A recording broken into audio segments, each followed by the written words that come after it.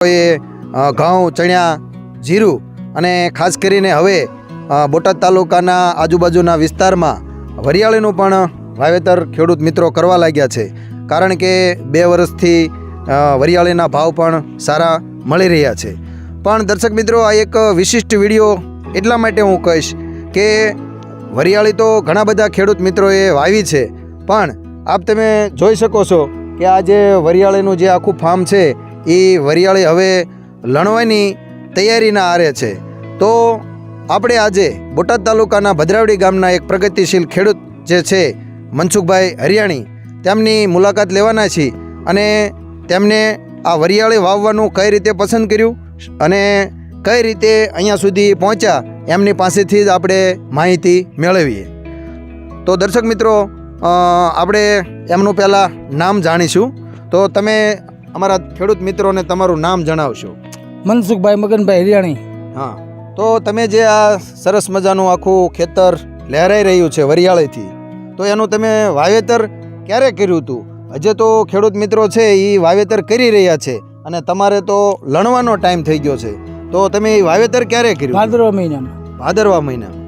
તો ભાદરવા મહિનામાં તો ઘણો બધો તાપ આતે હશે, તો એ સમયે તમને એમાં ઘણી બધી મુશ્કેલી પડી હશે. તાપ પડતો એના હિસાબે છોડ હુકાતા એટલે રોજ પાણી આપવું પડતું.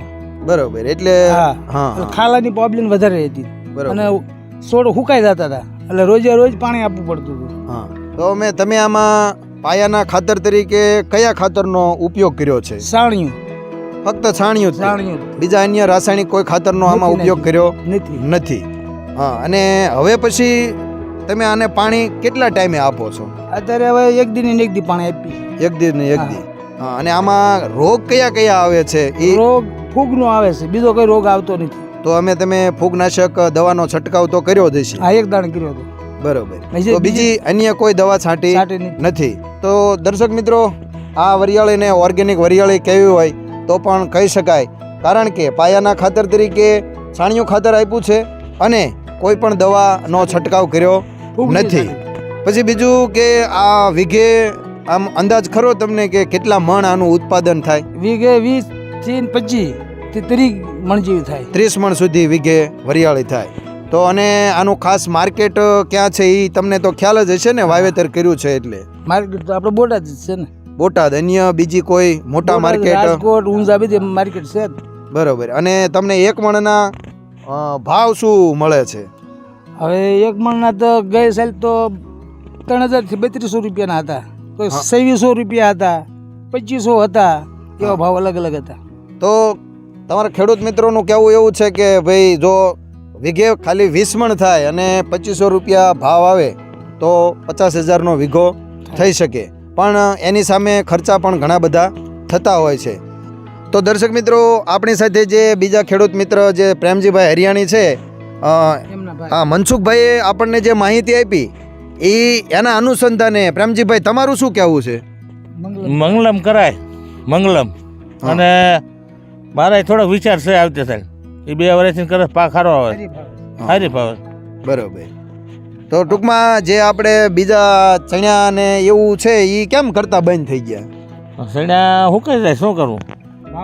ભાવ આવતા નથી. ભાવ મળવા દો ને ઈવડું બહુ આવે, ખર્ચા બહુ લાગે, દવાના ખાતરના. આમાં કાંઈ ખર્ચો ન લાગે. આમાં નકરું સાણવી નાખીને તમારે પીટ કરી શકો અને પાક લઈ શકો. ઓલામાં ખર્ચો બહુ લાગે ને ભાવ નથી આવતા. આમાં શું છે કે 2500-2000 રૂપિયા ભાવ આવે. હા, બરાબર. તો પ્રેમજીભાઈનું કહેવું એવું છે કે ભાઈ ચણ્યા કરો તો એમાં ખાસ કરીને ઈયળનો ત્રાસ વધારે છે, સુકારો આવે છે અને ભાવ પણ એમાં આવતા નથી. તો આ વરિયાળી છે એ વીઘે 20 થી 25 મણ થાય છે અને એનો ભાવ પણ સારો આવે છે.